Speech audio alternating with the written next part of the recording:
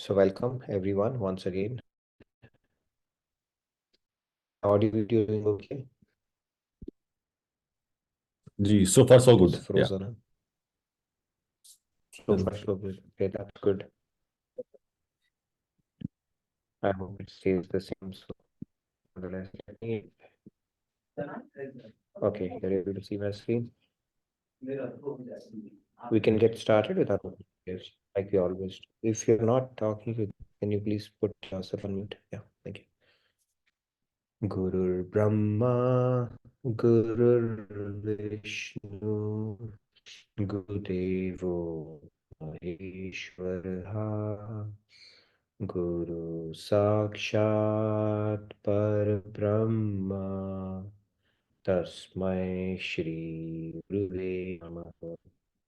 Vasudeva Sutam Devam Kamsachanuramardanam Devaki Paramanandam Krishnam Vande Jagadgurum Krishnam Vande Jagadgurum.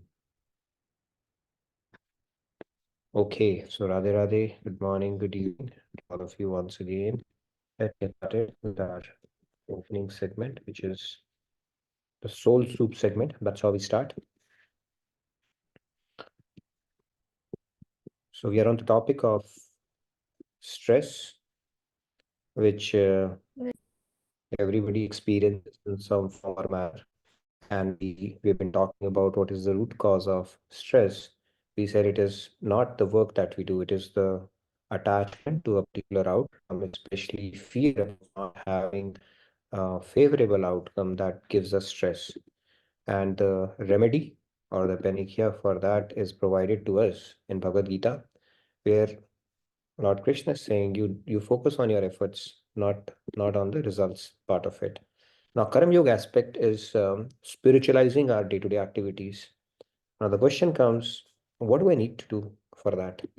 Right? So, how can we practice Karam Yoga in our daily life? One is, of course, the process part of it, where we focus on the process, think about the results. But when it comes to feeling the presence of God, how do we practically do that? Because we have different professions, we have different activities to perform throughout the day. What does it mean basically? How do we bring God into the mix in those activities is what we are going to little bit touch upon today. So give me a sec. So let's look at some of these activities that I'm talking about. Like for example, we are working. Now how do we bring God into the mix here, right? So let's start. We are earning and or we are working. How do we spiritualize this activity? So one consciousness is that we are doing it for our sake, we are doing it for our enjoyment.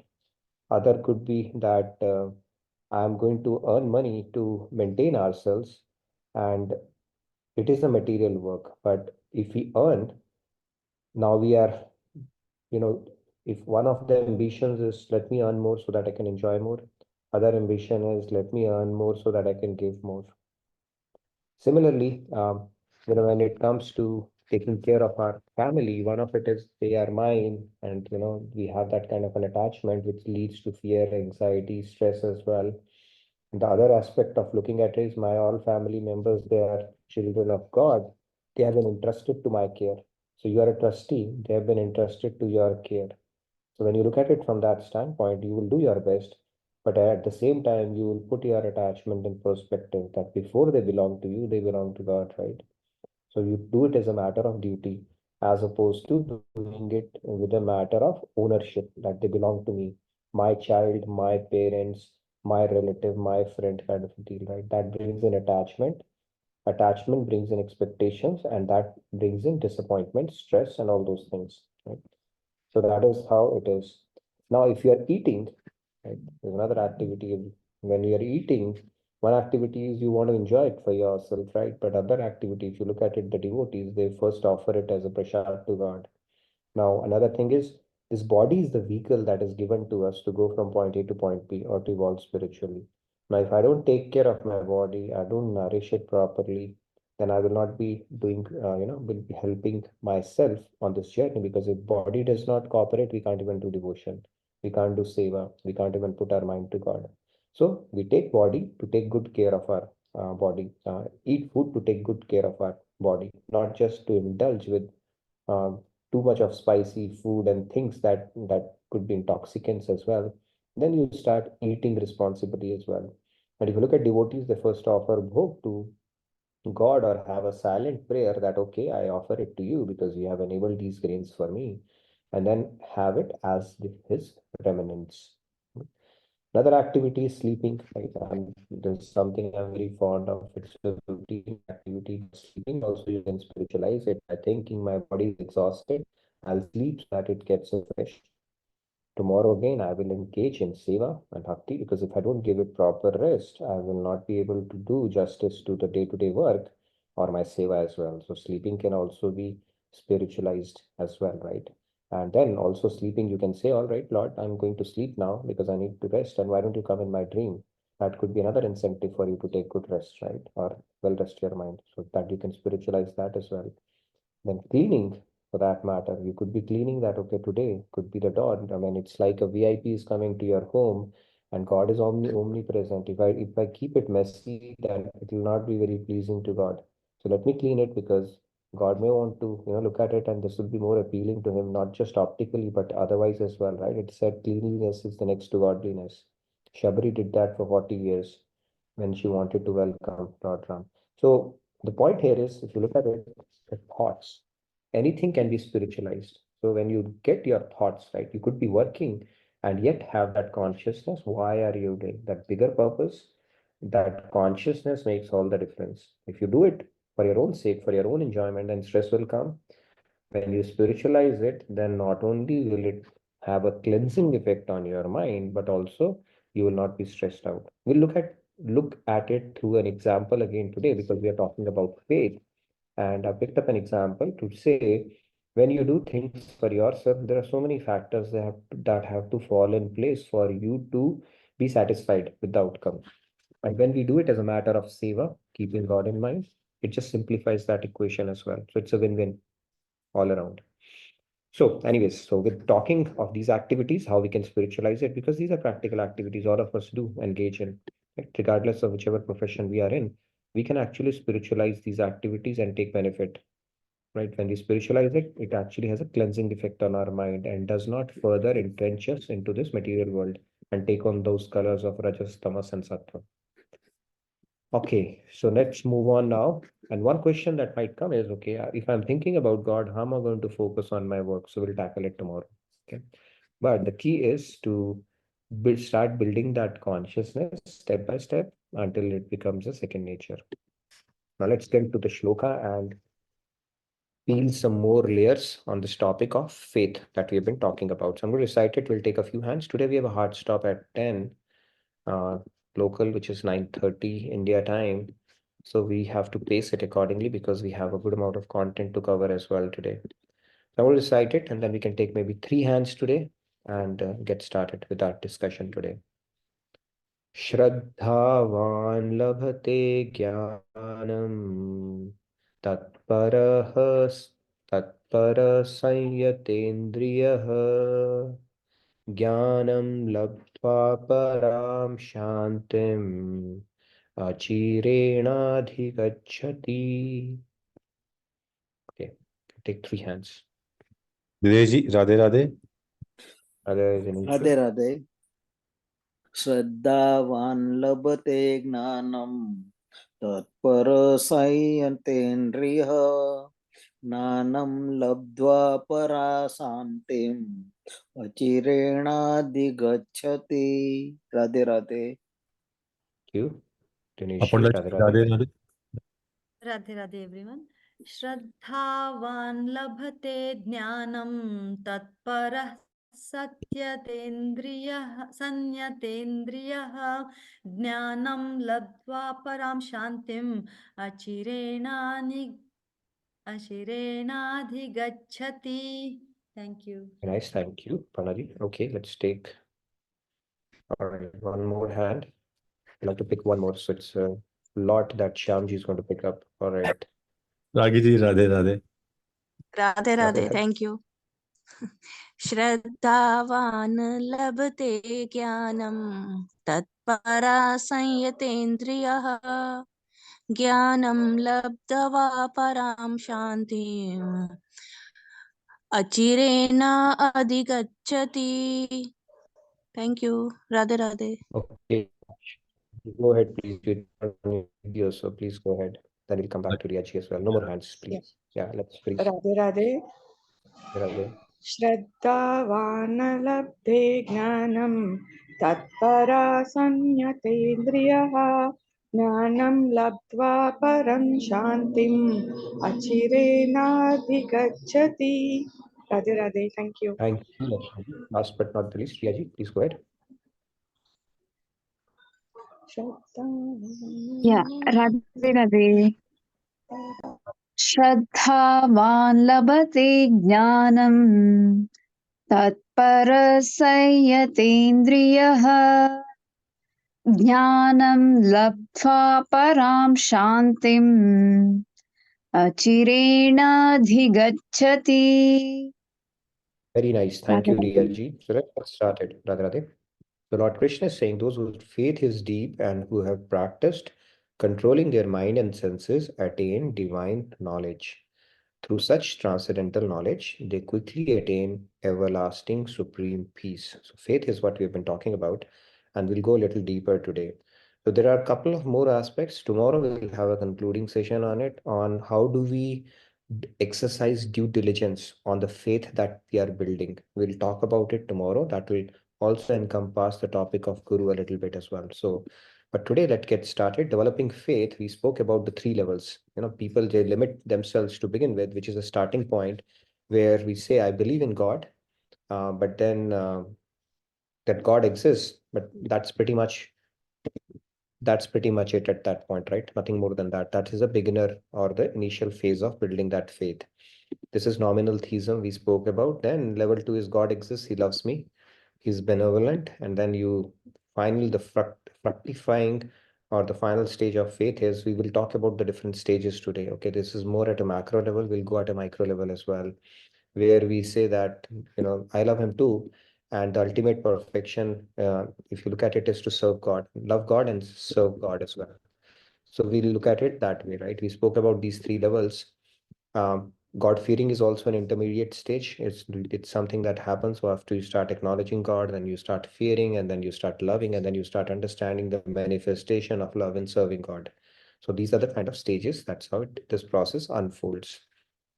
So continuing on the faith, now this, reading Bhagavad Gita also, it starts, right? You have curiosity, you have some initial curiosity around it. And then that basic level of faith is there, that this book has some wisdom, that it is appreciated around the world so much. So let me pick it up and see, it must have some substance. What is it? I want to know about it. And that is where it all starts. And Lord Krishna, if we look at it in this shloka, is saying, Shraddhavan labhate jnanam. Initial faith, that's all is needed to start on this journey. And then the magic starts to unfold. You just started with that initial thing, inertia, you broke that, you picked up the book, you started subscribing to the divine knowledge, and then the magic will start unfolding all by itself. So that today we will dissect this shloka a little more. So we spoke about Shraddhavan Labhate. It starts with Shraddha. Then what happens? Then he's saying Tatpara.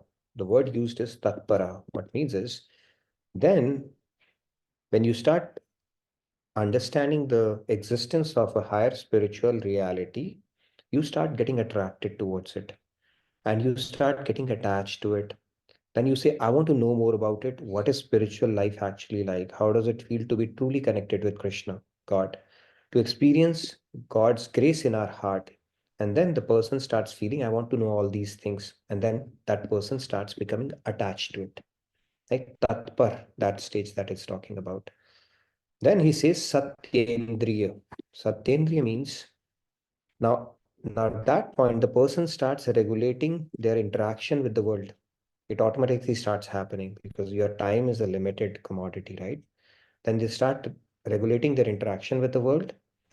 Because if somebody continues to lead an irregulated life and too much of sense enjoyment, then this consciousness cannot be fixed in spiritual realm. This is something that starts happening, and they will keep on getting implicated in material things. So Satendriya is another thing that Lord is calling out, that you need to start regulating it. I'll talk about the different stages in more detail, in forthcoming slides, but this is what it refers to. Now, when it talks about senses, mind, and intellect, if you look at it, it will tug. It's like it will continue to pull you in different directions. You want to enjoy, you know, that warm drink that you always wanted to. I'm high, some people are addicted to caffeine. You want to enjoy the music because your ears are tugging you towards that. Your eyes are saying, go for it. Every sense is tugging you towards its object that interests it, right? So what Lord Krishna is saying is these senses that we have, you don't trust them, okay? Senses, actually, from a spiritual standpoint, are nonsensical until we have worked on them. So don't trust your science senses, mind, and intellect, because they're not yet purified, right? They will continue to seek material things because it's material. And then what it will end up giving you is something which is material, which is not divine. So your soul will say, no, I need something more. It will be incomplete and it will be misleading because it is not taking you to the right direction. It will entrench you further and deeper into this material world. So Satendriya, when Lord is using that word, he's talking about regulating your senses as well. Understand, first of all, mindfully, that these senses will continue to get attracted towards the sense objects. But you have to take control. If you continue to do that, let them run wild. It is like those 5 horses which are leading the chariot wherever they want.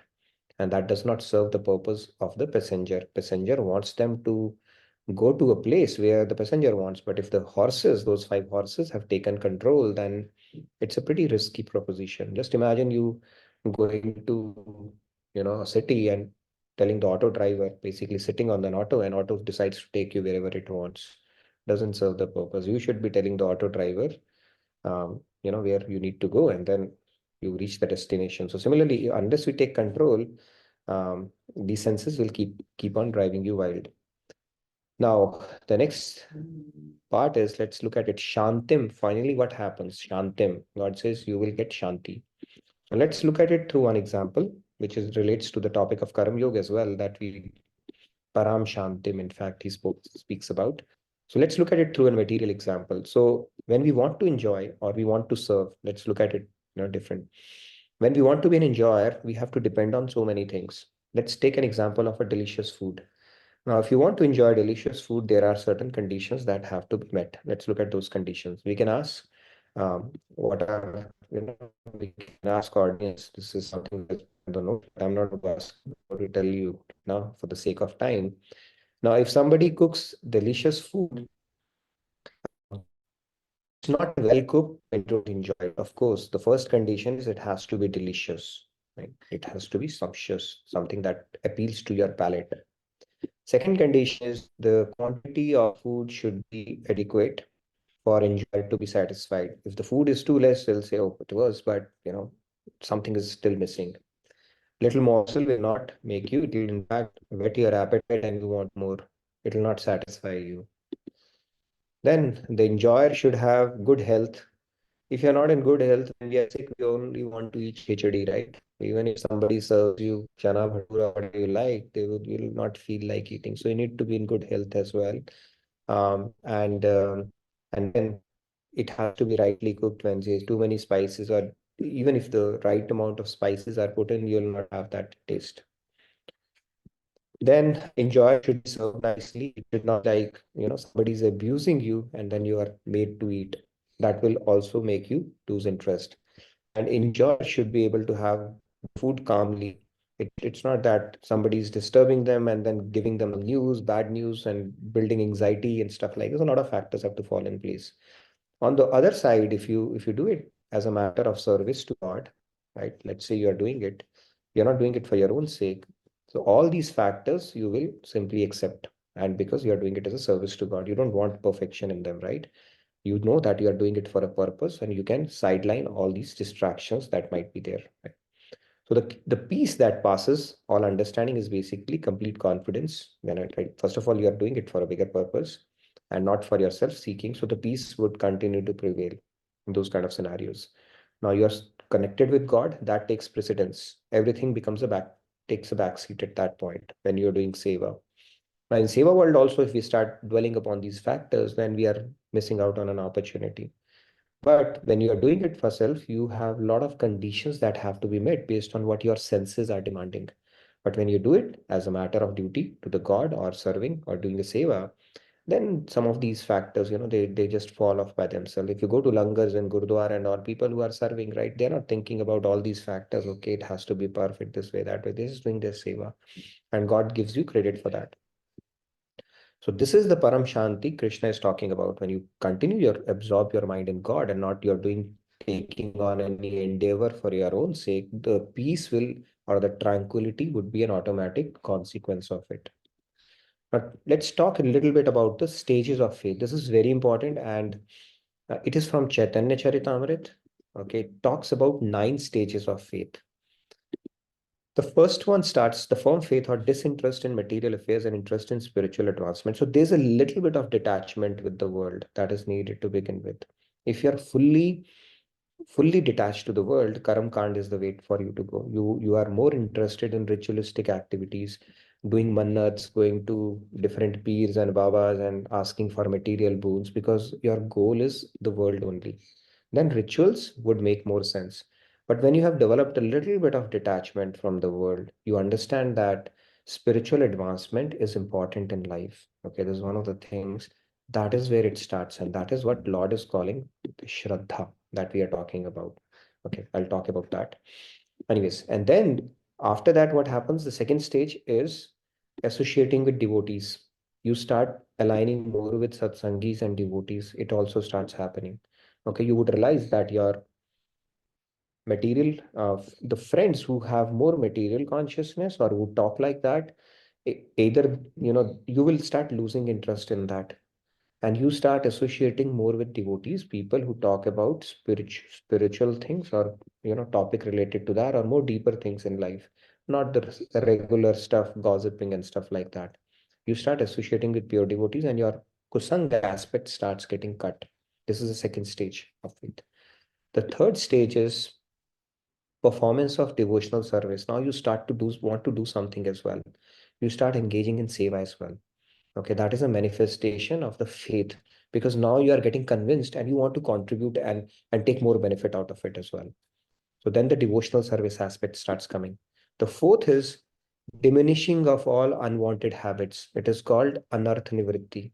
Okay, I'm going to talk about that as well. A lot of people, they say, who have been what do you call that, chronic drinkers, chronic smokers, they might have tried a lot of things including rehabs and stuff, might not have worked, right? Because it's not hitting at the root. But when you get on this path, you just lose interest. You can take testimony from a lot of people. They would come and tell you they didn't have to do anything, they just lost interest. Okay, the same thing that would appeal to them now starts looking obnoxious and they cannot tolerate the sight of it. It starts happening. And a lot of other things, they start getting cut from your life. Anartha nivritti means people, things, situation, not situations, I'm saying the things that would appeal to you earlier, which are not beneficial from you, will start vanishing from your life. Like in Hindi, they say, छोड़ना नहीं पड़ता, छूट जाता है. You don't have to leave it. It just falls behind before you realize it. So don't be scared of that. It's a good sign. Okay, if it is happening, some of your friends don't pick up call or they don't like talking to you, it is a good sign. If they're losing interest in you, it's a good sign because now you're becoming more interesting. Okay, interesting for better things. So this starts happening as well. Then firm faith. Now, what is the difference between the first faith and second faith? I'll talk about it. Has been referred to as a little differently. Okay, the first one is Shraddha. This one is called Nishtha. So there's a difference between that one and this one. Okay. Then what happens? The taste. You start acquiring taste for it. You want to devour more nectar of. You want to hear more about God. You want to do more chantings. You want to participate in bhajans. You want to go to retreats. All that stuff. The taste starts developing because humans They can acquire taste, but this is a natural taste because now you are giving the food of the soul to your real food to your senses. So that taste will automatically come. You want to do more of it. You want to go to retreat. You want to do some shiver. All that stuff starts happening because it's a natural taste, and your soul is saying, "Now I'm getting something that I was always craving for." And then attachment starts happening. It's a good attachment. It's not a worldly attachment. See, the things that we talk about in the world, which are barriers or impediments for us, can actually starts becoming asset. It's a good attachment. You start forming attachment to God and Guru. You want to be associated with them. You want to hear more from them, and it just starts. It's a natural consequence of that faith, that initial faith you started off with. So there's also a stage that comes. Um, and then that attachment leads to more greed as well. Now, you may say greed is not good. Greed is not good. But when you start dovetailing it in the direction of spirituality, it becomes an asset. It is said there are three things we should always be content with in material life. Swadare, bhojane, dhane. With your spouse, be content. Okay, don't look at other spouse. With your wealth, be content. And with your food, be content. Don't look at other staples. Right? They have better food, or I can't afford this. These three things we need to be content with. But when it comes to charity, acquiring knowledge, doing austerities, don't be content. Okay, there's no limit to that. Keep being greedy. And when it comes to doing seva, be greedy around that as well. Not like I've done enough. That contentment is not good. And that is a consequence of the attachment you start building as one of, the seventh stage. Then the eighth stage is called emotion. Bhav will start coming. We spoke about bhav. We saw that small clip that was played yesterday. The emotions will start coming in as well. Okay, now you start for no reason, people start crying. Why they start crying? Ask them something is touching them. Okay, and that's a good emotion. So bhav starts manifesting as well. And then finally, love for God. It manifests in form of love for God. So these are the different levels of faith. So if you look at it from each one of this, the first one is called Shraddha. The second one is Sadhu Sang. The third one is Bhajan Kriya, Anartha Nivritti, Nishtha, Ruchi, Asakti, Bhav, and Prem. So these are the different stages of deepening your faith. Finally, it will manifest in form of love for God. Okay, and then emotions, attachment, taste, form, faith, all these things you can relate to when you are on this path of devotion. Any questions so far on this?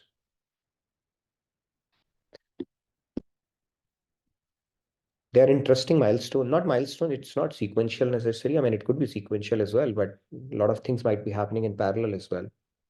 But these are the 9 stages of faith that Chaitanya Charitamrita talks about. So even in this shloka, Lord Krishna is talking about Shraddha. This is where it starts from. Now see that spark where it takes you. It becomes a full-blown fire towards the end of it. But it all starts with Shraddha, that faith and a little bit of detachment from this world. If you're excessively involved in this world, you want to enjoy this, experience this, taste this, do this, reach that. If you're excessively involved, then that will not work because you want to experience a lot of world. Bit of detachment, bit of faith, and a craving or a spark that there are higher things in life that we need to be aware of. It is said, right, in to whom much is given, more is expected. And I think it's from Spider-Man. So to whom much is given is humans. We have been given human life after so much of 8.4 million travel that we have done. And then we've been given intellect to discern what is good, what is bad. And we've been given free will, which animals don't have. So when so much is given to us, more is expected as well. And one of them is to not simply keep on living a glorified animal life, centered around those 4 activities of Ahar, Bhay, Nidra, and Maithun. That is eating, mating, sleeping, and defending yourself. If we simply lead it around that, then we have not done a good job of becoming humans. And there is no guarantee we will become a human anyways, right? Back to back human life is very difficult unless you have made spirituality as one of the key things in your life. So, bit of detachment, you start inquiring about the higher questions in life, would lead to that Shraddha aspect, then it will start unfolding from that point onwards, right? From Shraddha, then you will start, as if you look at it, that trajectory a lot of you can relate to as well, right? When you start doing that, your exposure to satsangis would have increased, your exposure to the world would have gotten limited, and then some of you have started doing seva, and then a lot of some of the things that you were probably struggling with initially or earlier will start diminishing over time, and then your faith will keep on increasing. You want to hear more of it, you want to go to retreats, attend, all that stuff, and then your attachment and all that stuff will start holding all by itself. So it's a very interesting trajectory that I'm sure a lot of you would already be experiencing. Anybody who wants to add anything? Yes, Sandhya, go ahead. I think दिन you भाई raised मैं your hand. Window में बोलूं, मैं पूछ लूं, can I ask some questions? Yeah, sure. Lakshmi is asking, do these happen in the same order only, or can be at any way, any order? Is this order wise, sequential? See, it starts with Shraddha. If I go by Shloka, of course, it starts with Shraddha. You cannot say Shraddha came late and love. So it all starts with Shraddha. If you look at it, so typically it would be sequential, but there could be overlaps as you start getting to the advanced stages. Now, overlap, does it happen from second stage onwards or the first stage itself? I don't know. A lot of people, they get into seva right away as well, right? So after that while there could be overlaps, but it doesn't have to be sequential, I would say. There will be a lot of overlaps here as well, because you're having taste and it's reinforcing the faith, and with the faith your attachment is increasing, so there's a lot of overlap as such. It's not like, okay, now you have crossed this stage and now we're at the next stage, and there'll be overlap, but these are the different stages that happens typically on your journey of faith. That is the essential thing, and it manifests, finally it culminates or fructifies in form of love for God. Okay, that is how it will manifest. So all these stages one will go through on the path of devotion. Okay, I hope that Okay, answers your question. yeah. Thank you so much. Aparna wants to see the slide number 3. And also she has a doubt. Why is knowledge not in the list? Knowledge not there. Why is knowledge not there? List, yeah. So when you talk about, yeah, knowledge is basically, I'll talk about it. Knowledge begets faith, faith begets knowledge. Knowledge is part of it, right? When you I'm talking about spiritual advancement, knowledge is part of that as well, right? You acquire knowledge. The reason we are sitting here is that is also absorbing knowledge here as well, right? So this is the journey of faith. So when you talk about knowledge, knowledge is an integral part of it, right? It's an enabler along this journey. All through, when your faith, you start on this path, you don't sit with the faith, right? You acquire more knowledge. And when we talk about this part, the firm faith, when you have ruchi or nishtha, you tend to acquire more knowledge. You want to know more about somebody, right? It's like just when you like something, you want to acquire more knowledge about that particular thing, right? Even in the material world, like let's say you like some person, or let's say you like some subject, what do? Don't you acquire more knowledge about that person, or you simply sit and do nothing about it? So that is a natural consequence. In fact, knowledge is a great enabler. We'll talk about it as well. Knowledge begets faith, faith begets knowledge, right? So knowledge leads to devotion, devotion leads to knowledge.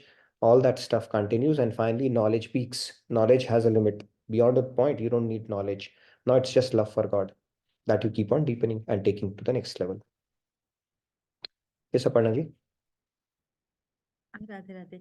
I asked the question, then I realized that, this is actually faith is the symptom of knowledge. So you have knowledge. That's why you are developing faith. So I think you said that already. Thank you. Right. Jane binu hoye na partiti, right? Or binu partiti na hoye priti. So jane means knowledge leads to faith, faith leads to love. Yeah. So knowledge, it all starts with knowledge. You have observed something, you would have analyzed something, you would have read something, you would have heard something that would tell you, okay, there is some spiritual principles that I need to explore more. So it all starts with knowledge only. The basis or the genesis of faith is knowledge. Yes, Shanti ji. But these Shanti. are the levels of faith talking about. Yeah. Radhe Radhe ji, Radhe Radhe, I Shanti. have one doubt. Whenever we see, we were worshipping a lot of gods all these days in our journey. So now we are getting focused to one God, where is Krishna. So if there is an option for me to go to any temple, do I want to think the God as Krishna, or we can? So how to? I have that kind of confusion. In my Sure. mind that Yeah. No, I think it's a very common question where we worship a lot of God, and that is born out of, again, intent is good there because we want to connect with the divine, but there's a knowledge gap there. Knowledge gap is where we think different gods are different, right? God is a superlative term. There is only one God because there is no God, God, or goddess. God is God. Now we spoke about this concept in great detail. Maybe you didn't part it, but I can recap that for you. So let's say you put 1,000 vessels, and there is moon. It's a moonlit sky. So how many reflections of moon would you see? Thousands of them. So does it mean that there are 1,000 moons? No, there is just one moon, right? It's simply the different forms of the same moon. Similarly, God is just one. You pick your Ishtadev that your mind gets attached to naturally and deepen that relationship. And when you go to other temples, you simply smile and say, okay, it's my God in a different mood today. That's all it is.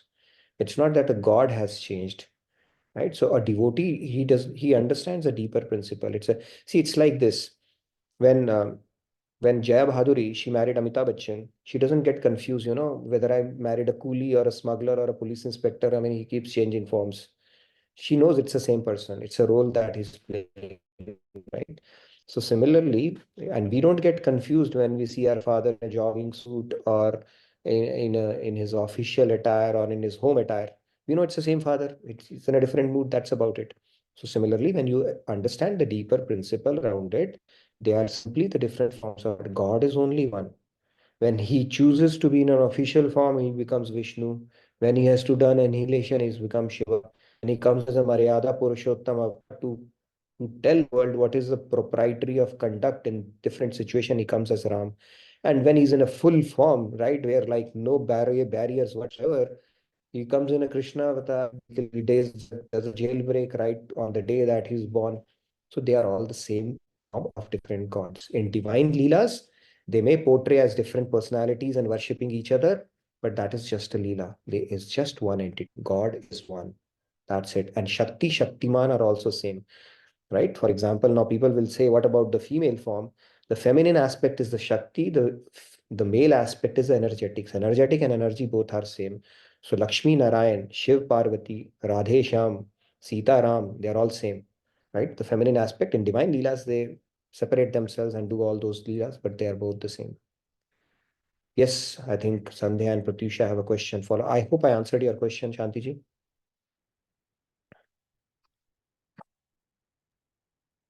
Did we get a thumbs up? Or did I confuse you further?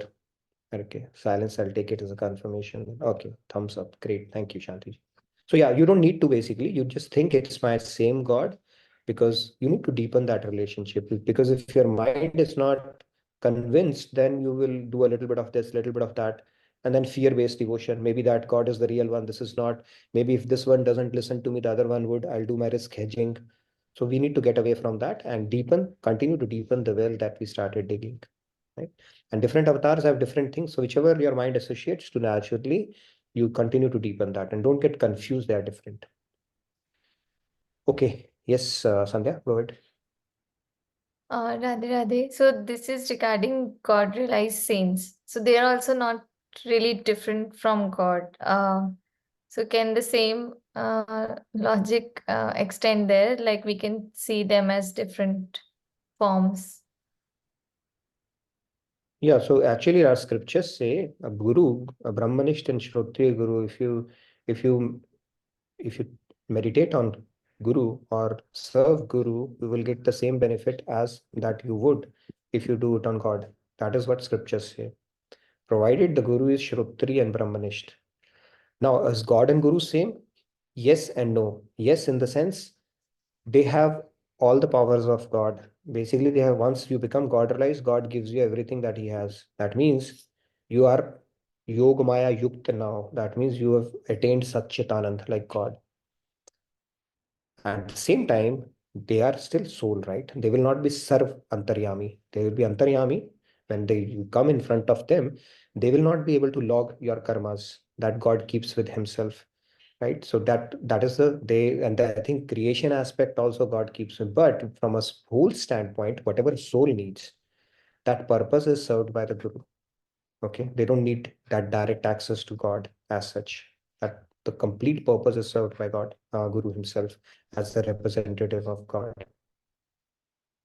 Right, so that's how it works. Really, there's absolutely no difference. But Kabir Das said that, Guru Govind dono khade kaake lagu pao, बलिहारी गुरु तुम्हारे गोविंद दिए मिलाए.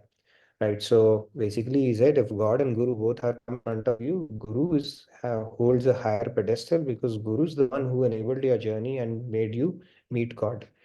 Right, one who works hard on you, God is not going to. God is to pick you up when you are purified. Your antakaran is shuddh. Guru is the one who accepts a dirty antakaran and then works on it.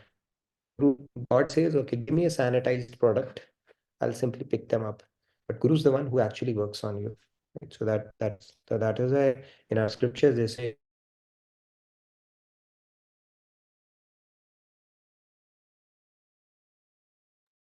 Tinbhai, we lost you. Tinbhai? are you able to hear me now? I don't know what happened, but I'm reconnected. Can you hear me? You're back now. Yeah, we hear you now. Okay. Yeah. Yeah. So, connection is a little, but it is cooperating so far, right? We have survived 3 days, so one more day, I guess it will There you go. survive. Better now. But I'm back. Yes, Pratyusha wanted to ask something. Go ahead, Pratyusha. But in the meantime, there are two comments in the chat window. Do all these stages come one after another, or there can be multiple stages at the same time? We can have. No, I think it starts with Shraddha. That is a thing that is needed. And after that, there could be overlap. I mean, I don't see that you could be, those stages could overlap actually.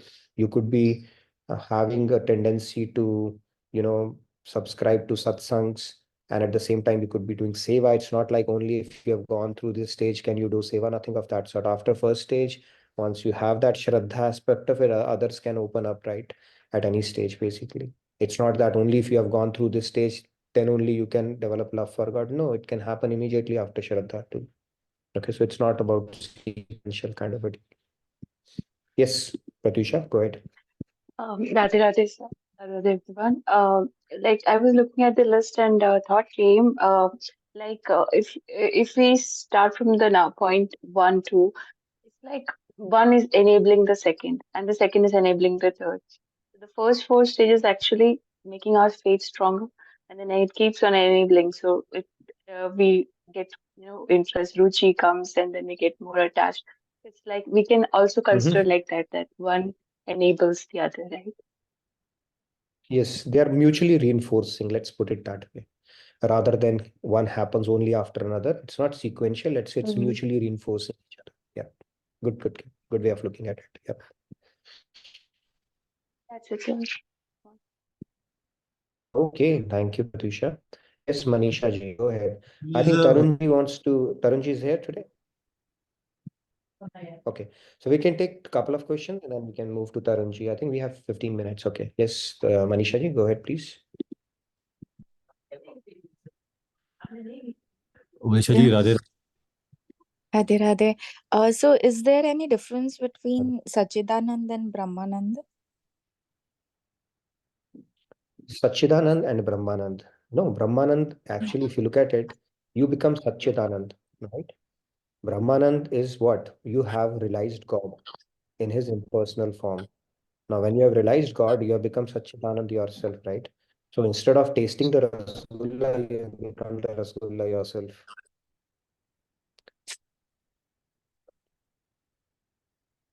The depth of that Satchit Anand, that may vary based on, whether you are, because Premanand is known as very higher than Brahmanand. But once Brahmanand is also something which is a spiritual milestone.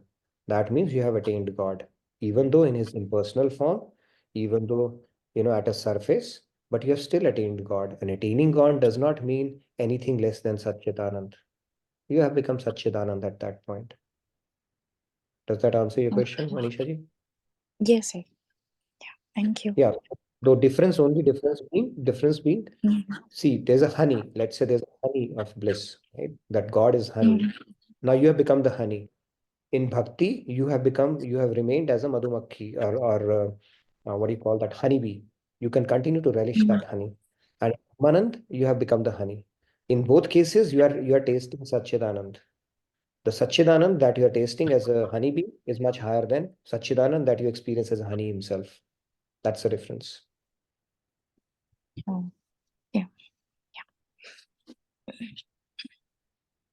Thank you, Manisha ji. That's a very fundamental question you asked. Yes, Ipshita ji, please go ahead. And then we can take Tarun ji to talk Is about Gita Jayanti and how Gita has been run. Ranjit, Taran ji आज आएंगे नहीं, Is she not is there? busy. Okay, yes. And एक सवाल, Okay, no worries. Siddha ji, why can't we born human back to back? Then how do we explain reincarnation? I read that once you are a human, unless done very bad sins, you will be a born human. Is that true?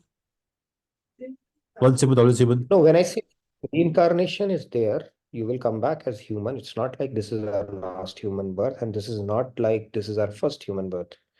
Back to back is basically God only has that algorithm.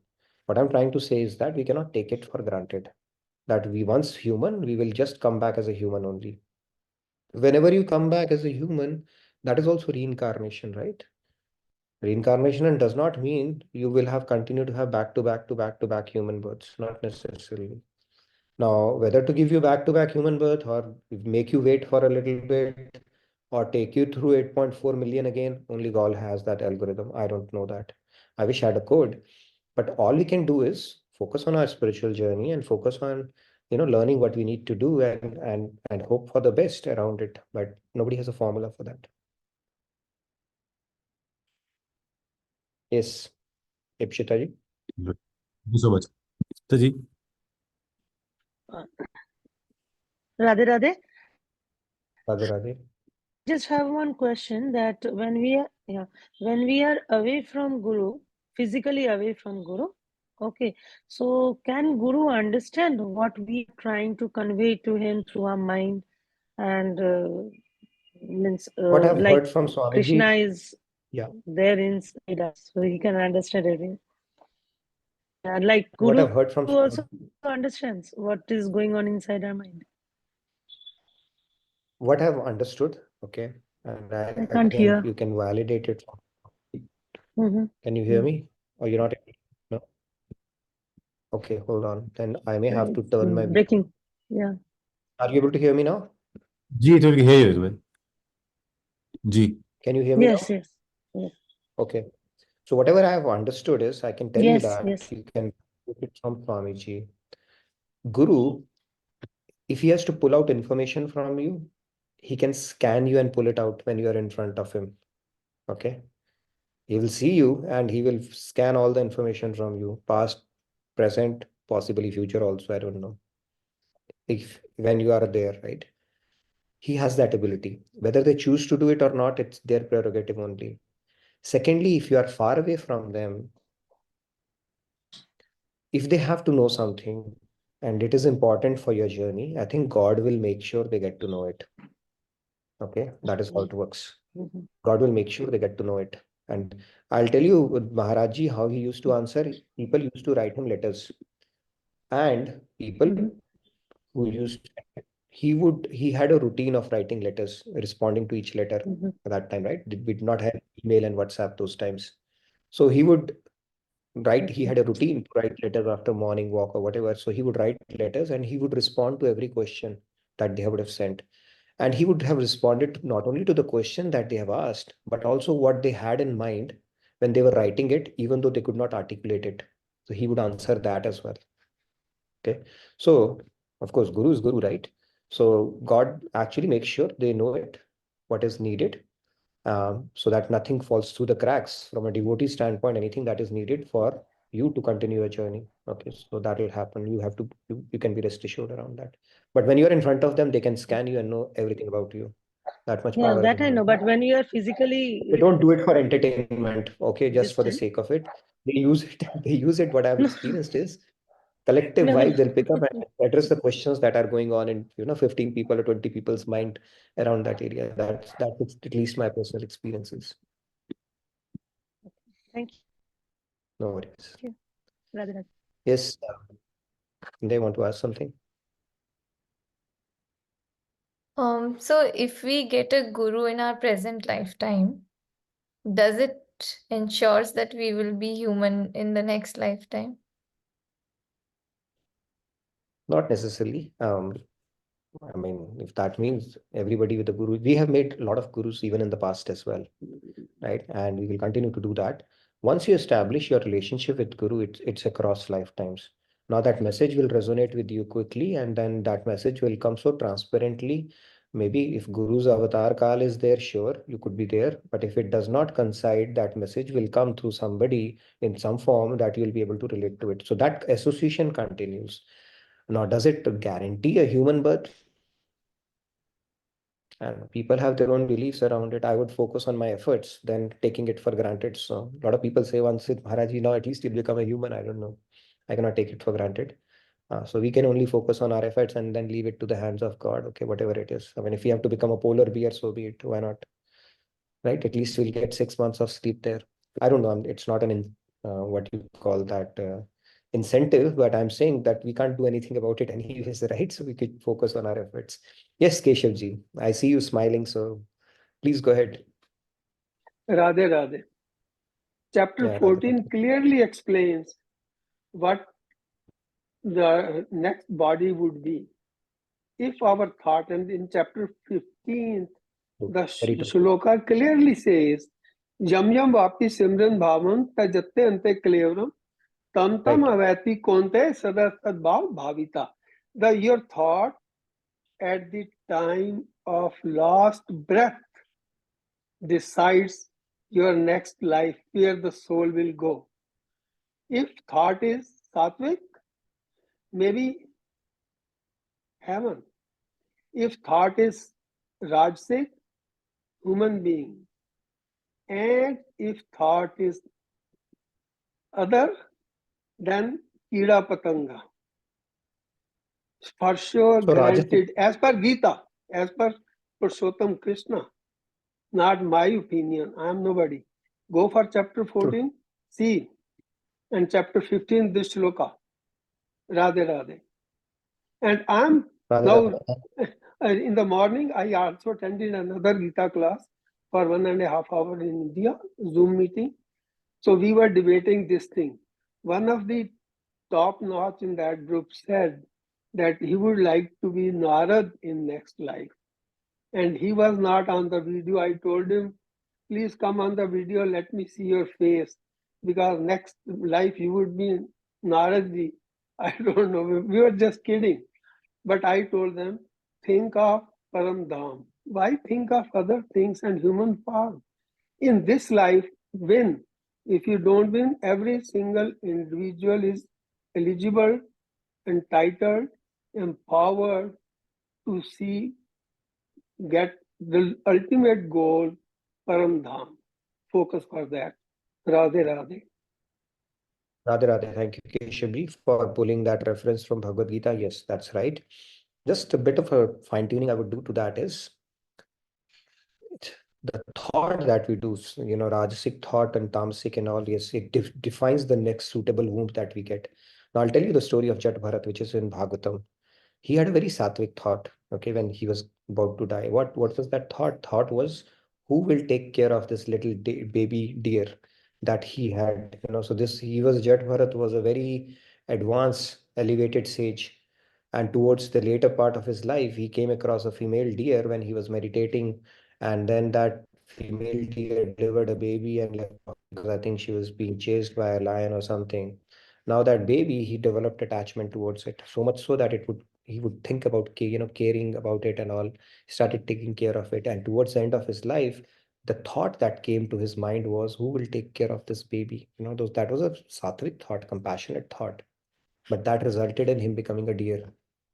Now, so the point is, where your asakti is, that secret stash would determine. And one person I think in Guru Granth Sahib, there's a story, not in Guru Granth Sahib or maybe in one of their, sir, I've heard about it, that there was a guy who was about to die, and he had uh, eaten a lot of meat throughout his life, and then his nostrils, the smell of chicken which was being prepared fell in his nose, and all of a sudden he developed attachment towards it, craving to eat meat towards the end, and he had to come back as a lion or a tiger.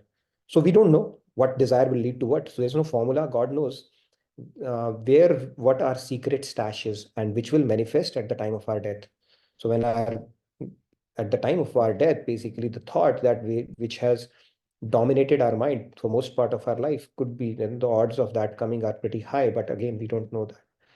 That is why the safest bet is to not only keep God in your thoughts as best as possible, the practice of karam yoga that we spoke about, or feeling the presence of God, so that even at the time of pain we could remember him and take his name, so that we can go to the param dham, or like you said, Keshav ji, and not end up becoming something accidentally, just because that was a thought which came to our mind randomly, right? Our mind is pretty random. When your tooth is aching or when you are in pain, the God will be the last thing you can think of. And here we are talking about death, which is like 1,000 scorpions stinging you together. Now, people may say, that doesn't sound good, but that is how our scriptures tell us. But the good point is, it is a two-step process. First, you fall unconscious, and then Yamaraj takes you out. So you don't have to worry about it. We have gone through it multiple times, and it is pretty peaceful. Yes, Prabhat, you wanted to add something? By the way, please fill out the feedback tracker. We still have 3 more minutes, maybe the last hand we can take, because we have another session after this one. So fill out the feedback tracker if you have any questions, and we'll continue this discussion tomorrow as well. Go ahead, Prabhat. Radhe Radhe Nitinji. Nitinji, I just want to add one thing. Like, as we all are introduced to love and love for God, so if we are loving God, then we should not worry about what we are going to become next birth, because it's like we are loving God. Ultimately, we are going to become gopi only. So in that way, because when we are dying, like that time also we are feeling that love for God, and if we have that love for God, so True, very true. It's a very right sentiment, Prabhat, that you spoke about. Sorry, your voice was breaking or mine isn't breaking. I don't know what's going on. definitely that will be Great. I think you made a great connection there. As a devotee, we don't worry about that. We simply do our bit and leave to God the rest. He knows what's best for us. We focus solely on our devotion without getting worried about, what's going to happen and what do I need to do. Then we are started thinking, and, it doesn't help anyways. So we don't care about it at all, right? And there's a bhajan, beautiful bhajan from Maharaj, right? Teri kripa to kripa hai Radhe, tera kop bhi kripa hai pyare. So even God decides to put us in somewhere, so be it. Gopis were willing to go to hell. Even if it means serving Krishna, they have to go to hell, they're willing to do that. So like you offload, you outsource your burden and headache to God. You know what is best for me. I'll let you decide everything, and I will not even worry about where I'm going to go to in my next path. Let's focus on the fundamentals, seva, satsang, and sadhana, and leave to God the rest. Great, Prabhat. With that, I think we come to the end of today's session. We have another minute, but I'll hand it over to Ajay and Sunil Bhai if you are there. Thank you, everybody, again today. And I look forward to seeing you tomorrow. We'll continue on this discussion. Tomorrow will be the concluding session where we talk about how do we exercise due diligence when it comes to building faith. And that is where the topic of Guru and what our scriptures and some of the saints have spoken about it. We'll talk about that as well. So thank you, everyone. Good night. Good day from my side. Radhe Radhe.